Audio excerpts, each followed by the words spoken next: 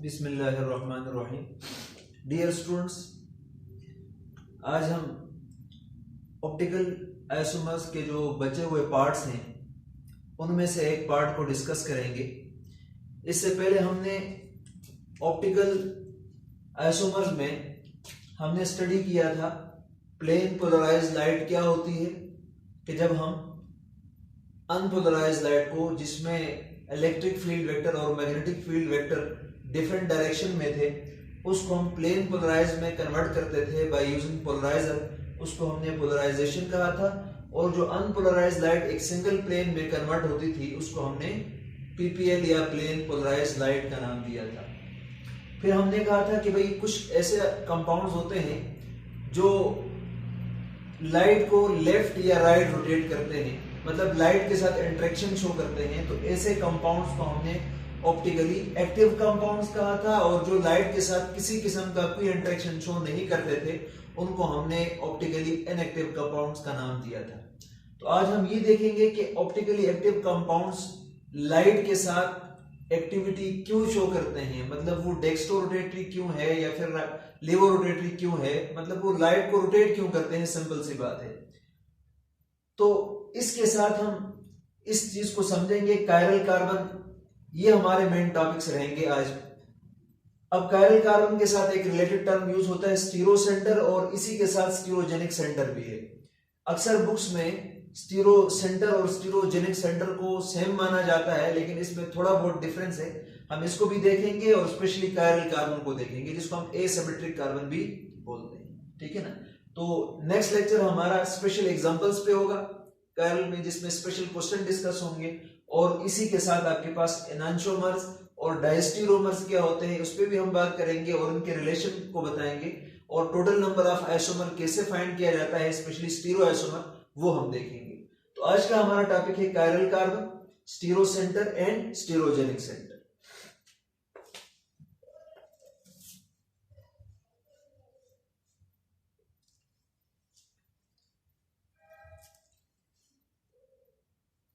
तो सबसे पहले कायरल कार्बन और एसिमेट्रिक कार्बन हम इसको बोलते हैं।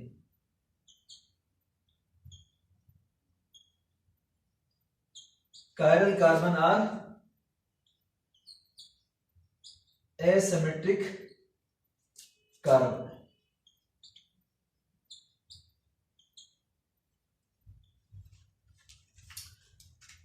कायरल कार्बन के अलावा भी कोई और कायरल सेंटर हो सकता है, लेकिन चूंकि हम कार्बन बेस्ड कायरल सेंटर पढ़ेंगे तो यहां पर मैं कायरल कार्बन की बात करूंगा। अदरवाइज इसके अलावा भी कोई कायरल सेंटर हो सकता है, जरूरी नहीं है कि कायरल सेंटर आपके पास कार्बन ही होगा। तो कायरल कार्बन होता क्या है, इसको हम कैसे डिफाइन करते हैं। कायरल कार्बन या कायरल सेंटर आपके पास sp3 hybridized carbon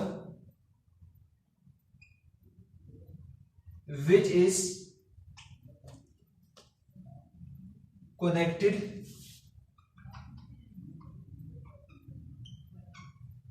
with 4 different atoms or group of atoms।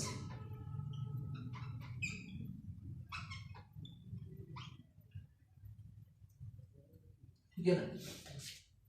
Chiral carbon एक ऐसा कार्बन है जो sp3 हाइब्रिडाइज्ड होगा और इसी कार्बन के साथ 4 डिफरेंट ग्रुप्स अटैच होंगे। तो ऐसे कार्बन जो sp3 हाइब्रिडाइज्ड भी हो और जिसके साथ 4 डिफरेंट ग्रुप्स या एटम्स अटैच हो, तो उसको हम क्या नाम देते हैं, कायरल कार्बन का नाम देते हैं। फॉर एग्जांपल, अगर मैं जनरल एग्जांपल की बात करूं तो जनरल एग्जांपल आपके पास ये आ गया कार्बन, ये ए बी सी और आपके पास डी। अब अगर आप इस कार्बन की हाइब्रिडाइजेशन को देखें तो 1 2 3 4 बॉन्ड है, ठीक है ना। तो हाइब्रिडाइजेशन क्या होगी इसकी, एस पी पी डी और डी, 1 2 3 4 5 ऑर्बिटल डी में होते हैं, 3 पी में होते हैं, 1 एस, तो 1 2 3 4 1 2 3 4, तो ये आपके पास आ जाएगा sp3। इसका मतलब this carbon is sp3 hybridised. और ए आपके पास डिफरेंट ग्रुप है, बी आपके पास डिफरेंट ग्रुप है, सी आपके पास डिफरेंट ग्रुप है और डी आपके पास डिफरेंट ग्रुप है। इसका मतलब ये चारों डिफरेंट ग्रुप है। A is not is equal to B, is not is equal to C, is not is equal to D, मतलब ये चारों डिफरेंट ग्रुप्स हैं आपके पास। तो एक ऐसा सेंटर, अगर कार्बन की बात करें तो ऐसा कार्बन जो 4 डिफरेंट ग्रुप्स के साथ या एटम्स के साथ अटैच हो और खुद क्या हो, sp3 हाइब्रिडाइज्ड हो, तो ऐसे कार्बन को हम क्या बोलते हैं, कायरल कार्बन बोलते हैं, या क्या नाम देते हैं, एसिमेट्रिक कार्बन का नाम देते हैं। क्या नाम देते हैं, एसिमेट्रिक कार्बन का नाम देते हैं। इसके अलावा और क्या एग्जांपल्स हैं? एक्चुअल अगर हम एग्जांपल लेना चाहें तो ये आपके पास है जी CHO, फिर इसी तरह से आपके पास CH2OH, और फिर आपके पास OH, और ये आपके पास H आ गया। ठीक है ना। अभी शॉर्ट हैंड रिप्रेजेंट करने का एक तरीका है कि जिसमें आपके पास यहां पर ये कार्बन है और 1 2 3 4 कार्बन, ये बॉन्ड इसके पूरे हैं इस कार्बन के, और इसके साथ एक ये वाला ग्रुप अटैच है CHO, एक ये वाला OH ग्रुप अटैच है, एक ये वाले ग्रुप अटैच है पूरा, और फिर इसी के साथ ये हाइड्रोजन अटैच है। तो ये मिडल वाला कार्बन है। मिडल वाला क्या है आपके पास, दिस इज कार्बन। पर कौन सा कार्बन है, दिस इज कायरल कार्बन। अब ये कायरल कार्बन क्यों है आपके पास, इसलिए कायरल कार्बन है क्योंकि अगर आप 1 2 3 4 इसके हाइब्रिडाइजेशन चेक करोगे तो हाइब्रिडाइजेशन आपके पास sp3 है, और ग्रुप देखें आपके पास, ये एक डिफरेंट ग्रुप है, ये हाइड्रोक्सिल ग्रुप इससे डिफरेंट है, फिर ये पूरा ग्रुप आपके पास इनसे डिफरेंट है, और एक आपके पास हाइड्रोजन है। मतलब इस कार्बन के साथ 4 डिफरेंट ग्रुप्स भी अटैच हैं, और ये वाला कार्बन आपके पास sp3 हाइब्रिडाइज्ड भी है। इस वजह से इस कार्बन को हम क्या बोलेंगे, कायरल कार्बन बोलेंगे। क्या बोलेंगे, कायरल कार्बन बोलेंगे। इसी तरह से बच्चों आपके पास COOH, और फिर आपके पास OH, H, और फिर आपके पास OH, और ये आपके पास H। अब अगर आप लोग और से देखें तो इधर आपके पास एक के बजाय 2 कायरल कार्बन है। ठीक है ना, जहां पर ये पॉइंट आपस में मिलते हैं, इधर आपके पास क्या है, कार्बन है। ठीक है, ये आपके पास क्या है, कार्बन, और जिधर ये वाले 4 आपस में मिलते हैं, इधर भी आपके पास क्या है, कार्बन है। तो कार्बन के साथ ये डिफरेंट ग्रुप्स अटैच है। तो अगर आप लोग देखें तो इस कार्बन की हाइब्रिडाइजेशन चेक करो तो ये कार्बन आपके पास कायरल है। इसी तरह से इस कार्बन को चेक करो तो ये भी आपके पास क्या है, कायरल कार्बन है। मतलब ये दोनों कार्बन आपके पास क्या है, कायरल कार्बन है। भाई अब कायरल कार्बन क्यों है ये दोनों, इसलिए कायरल है क्योंकि अगर आप लोग इनकी हाइब्रिडाइजेशन चेक करेंगे तो हाइब्रिडाइजेशन आपके पास sp3 है। तो 1 2 3 4 हाइब्रिडाइजेशन sp3, 1 2 3 4 हाइब्रिडाइजेशन इसकी भी क्या है आपके पास, sp3 है। दूसरा शर्त क्या है कायरल होने के लिए कि ये ग्रुप देखो, अगर आपके पास ये आपके पास कार्बोक्सिल ग्रुप एक डिफरेंट ग्रुप है। इसी तरह से फिर आपके पास दिस इज हाइड्रोक्सिल ग्रुप, ये एक डिफरेंट ग्रुप है, और ये हाइड्रोजन आपके पास एक डिफरेंट ग्रुप है, और फिर आपके पास ये वाला पूरा मिला के ये आपके पास इससे एक डिफरेंट ग्रुप है। मतलब ये कार्बन आपके पास 1 2 3 4 ग्रुप के साथ अटैच है, और ये चारों के चार आपस में क्या है, डिफरेंट है। चारों के चार आपस में क्या है, डिफरेंट है। तो sp3 हाइब्रिडाइज भी है, और 4 जो ग्रुप है आपके पास वो डिफरेंट भी है। तो इसका मतलब ये क्या है, फिर कायरल कार्बन है। फिर इसी तरह से इसको देखें, अगर हम इसको देखेंगे तो ये वाला कार्बन भी 1 2 3 4 बॉन्ड तो इसके हैं। इसका मतलब ये वाला हाइड्रोजन और ये वाला कार्बोक्सिल ग्रुप और ये वाला हाइड्रोक्सिल ग्रुप, और फिर इस पूरे को मिलाकर ये वाला जितना भी है ये पूरा मिलके आपके पास एक ग्रुप बन जाता है।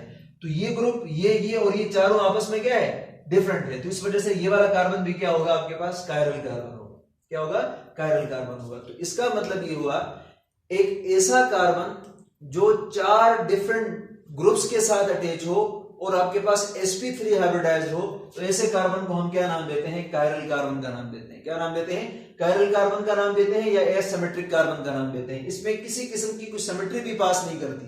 हम सिमेट्रीज पे बात करेंगे, प्लेन ऑफ सिमेट्री है ठीक है, एक्सेस ऑफ सिमेट्री है, सेंटर ऑफ सिमेट्रीज हैं, ये तीनों हम स्पेशली पढ़ेंगे, बाकी तो बहुत सारे हैं, लेकिन जहां यहां पर रिक्वायरमेंट है हम उसके अकॉर्डिंग पढ़ेंगे।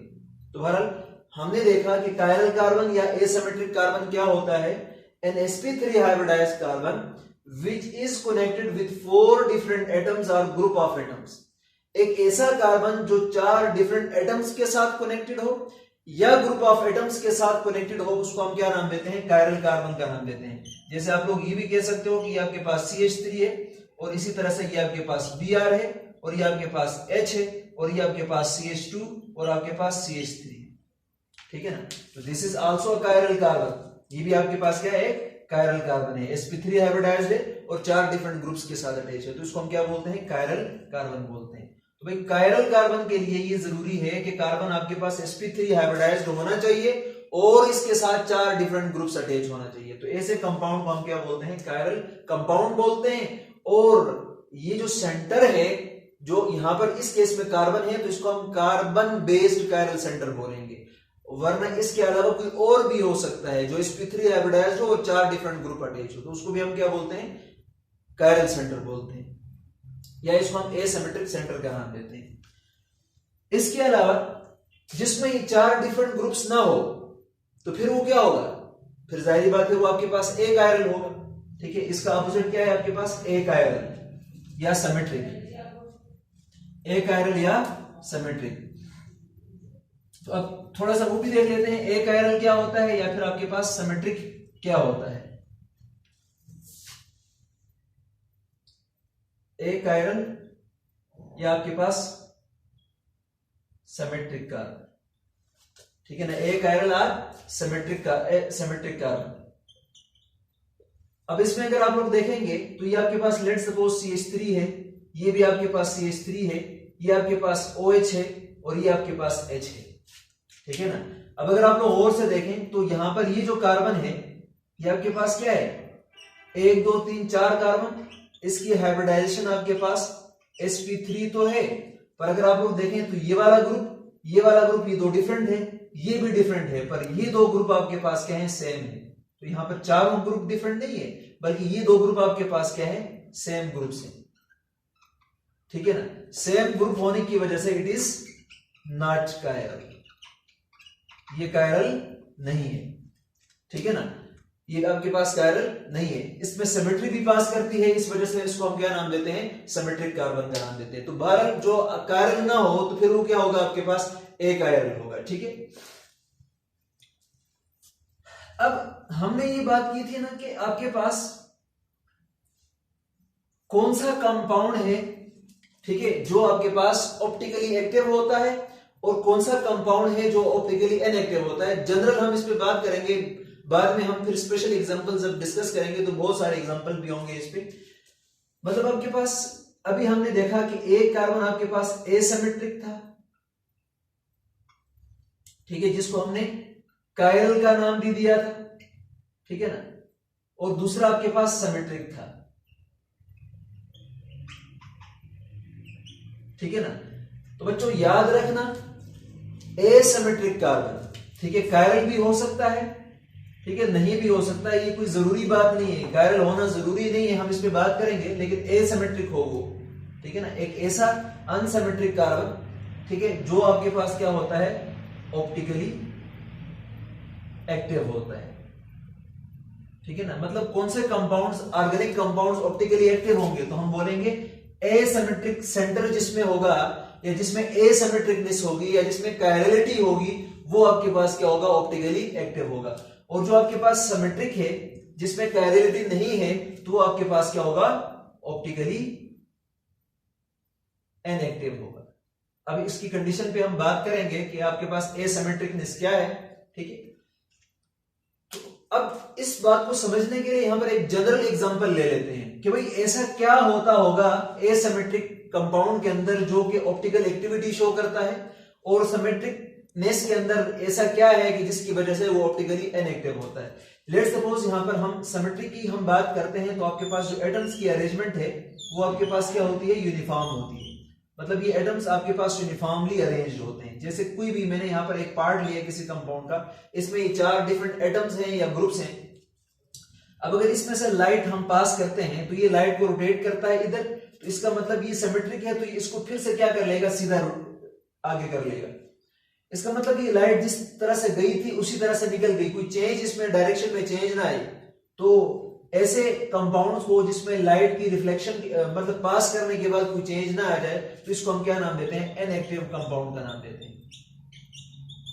तो कहा जाता है, ये तो वैसे हम एक्सपेरिमेंट से फाइंड कर सकते हैं, लेकिन यहां पर हम शायद ये कह सकते हैं कि सिमेट्रिकल कंपाउंड के अंदर कुछ ऐसी अरेंजमेंट होती है, जिस तरह का एटम इधर है तो उसी तरह का एटम इसके दूसरे साइड पर भी है। तो अगर ये लाइट को रोटेट करेगा लेफ्ट की तरफ या डाउन की तरफ, तो ये फिर से लाइट को अप की तरफ रोटेट कर देगा। जिस तरह लाइट एंटर हुई थी इसी तरह से लाइट निकल जाएगी, इसमें कोई चेंज नहीं आएगा, लिहाजा इसको हम क्या बोलेंगे, इनएक्टिव कंपाउंड बोलेंगे।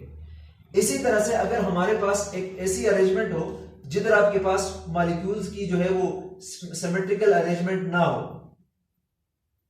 ठीक है ना, इस तरह की अरेंजमेंट हो जो कि आपके पास यूनिफॉर्म अरेंजमेंट नहीं है।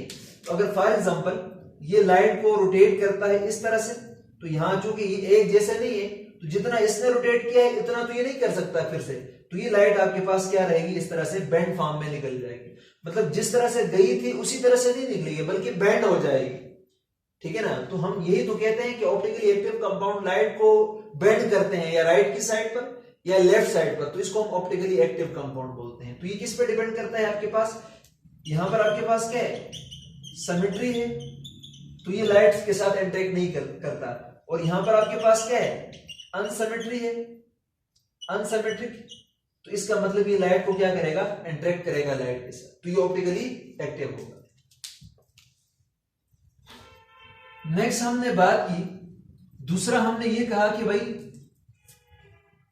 फिर ऐसा क्या कंडीशन है जो जरूरी है किसी कंपाउंड को ऑप्टिकली एक्टिव होने के लिए। कायरल सेंटर होना जरूरी तो नहीं है, ठीक है ना। Condition for compounds to be optically active, ठीक है ना। मतलब किसी कंपाउंड को ऑप्टिकली एक्टिव होने के लिए क्या क्या कंडीशंस जरूरी है। नंबर 1 कि आपके पास there must be chiral center, ठीक है, कायरल सेंटर हो, ठीक है ना। और दूसरी बात, नो प्लेन ऑफ सिमेट्री, ठीक है ना।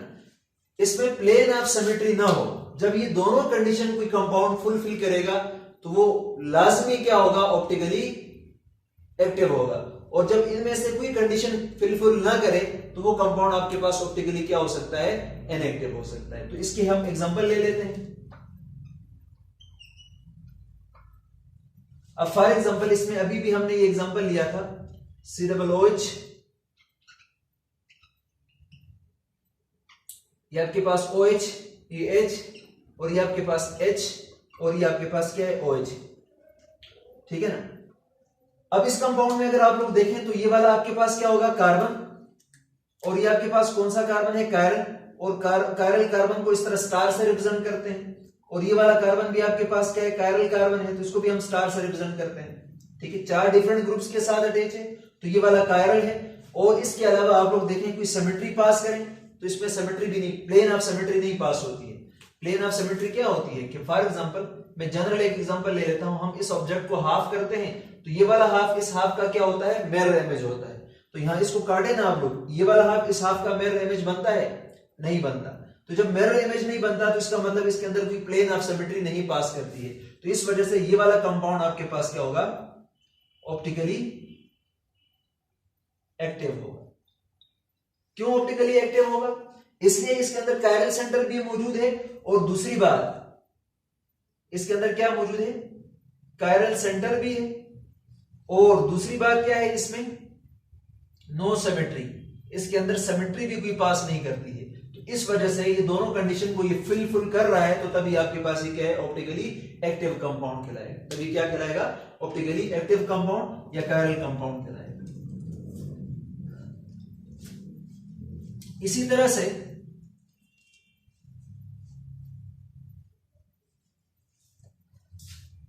आपके पास CH3 और ये आपके पास OH और ये आपके पास H, ठीक है ना। अब अगर आप लोग इसको देखें तो ये वाला कार्बन आपके पास क्या है, 1 2 सेम ग्रुप है, तो ये आपके पास नॉट कायरल, ये कायरल नहीं है। और दूसरी बात, इसके अंदर अगर आप लोग सिमेट्री पास करो, यहां से इसको हाफ कर लें इधर से, तो इसमें सिमेट्री भी पास कर रही है, तो लिहाजा ये ऑप्टिकली एक्टिव कंपाउंड नहीं होगा, ठीक है ना। तो ये बात याद रखिएगा कि ऑप्टिकली एक्टिव होने के लिए कंपाउंड के लिए कि वो कायरल, उसके पास कायरल सेंटर हो, और दूसरी बात इसके अंदर कोई प्लेन ऑफ सिमेट्री पास ना करता हो, तो ऐसे कंपाउंड को हम क्या बोल सकते हैं, ऑप्टिकली एक्टिव कंपाउंड बोल सकते हैं। अब सिमेट्रीज के ऊपर हम फर्दर बात करेंगे दूसरे लेक्चर्स में। नेक्स्ट आपके पास है जी stereo centre,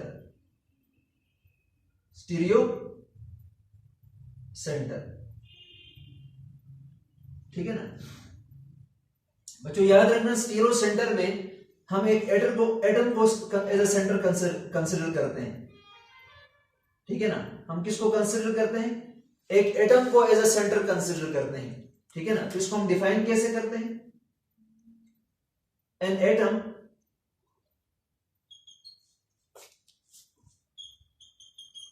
around which FV exchange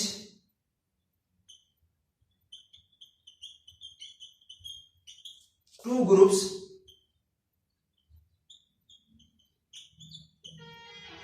then it gives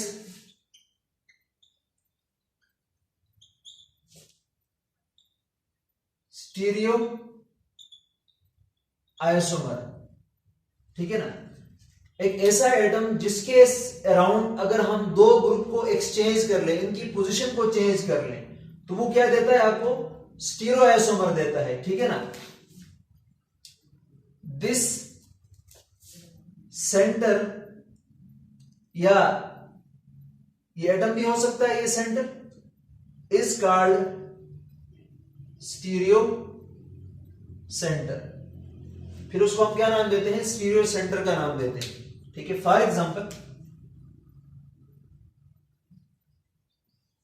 आपके पास ये है सी डबल बॉन्ड Cl और ये आपके पास H है, ठीक है ना। ज्योमेट्रिकल आइसोमेरिज्म में आप लोगों ने देखा होगा कि अगर डबल बॉन्ड के एक साइड पर सेम ग्रुप हो दो और दूसरे साइड पर भी सेम ग्रुप हो, ये तो ऐसे कंपाउंड्स को हम क्या बोलते हैं, सिस फॉर्म बोलते हैं। क्या बोलते हैं, सिस फॉर्म बोलते हैं। अब ये कार्बन आपके पास क्या है, sp2 है, तो ये कायरल तो हो नहीं सकता। दोनों कार्बन आपके पास क्या है, sp2 है।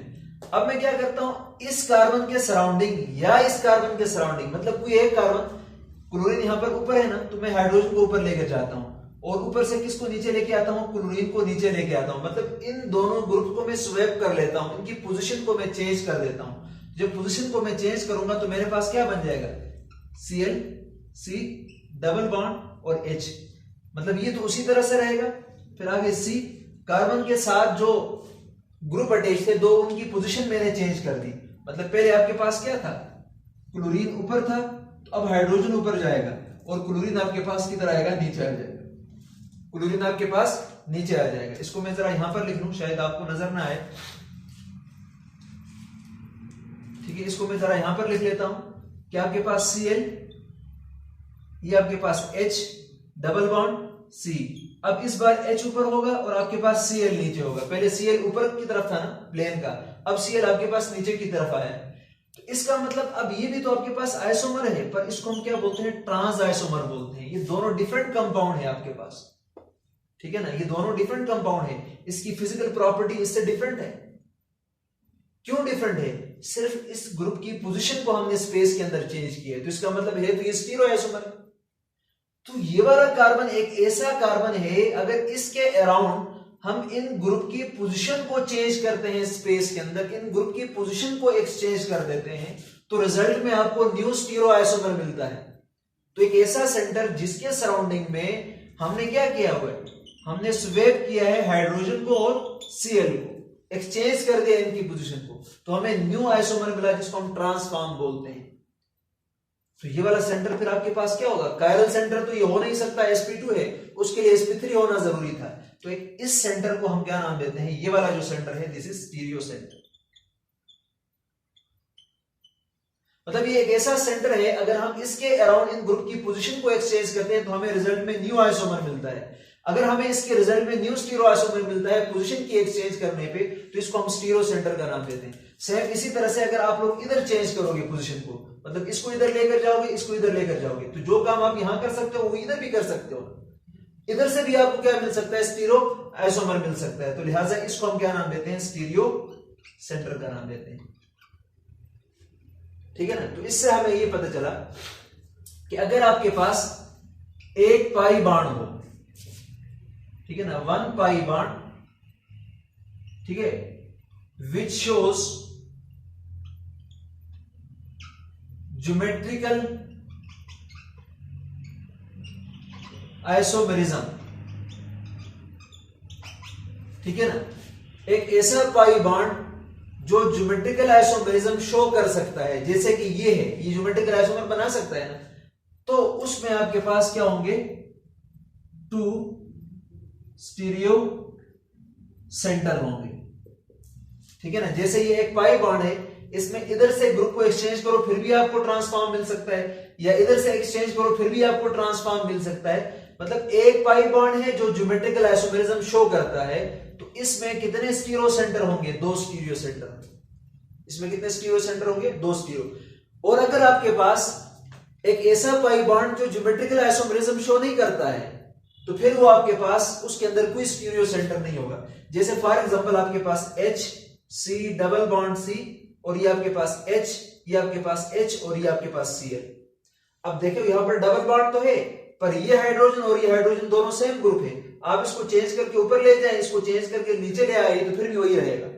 जिसका मतलब ये डबल बॉन्ड तो है, sp2 हाइब्रिडाइज्ड भी है, लेकिन ये आपके पास ग्रुप को एक्सचेंज करने पर ज्योमेट्रिकल आइसोमेरिज्म नहीं शो करता।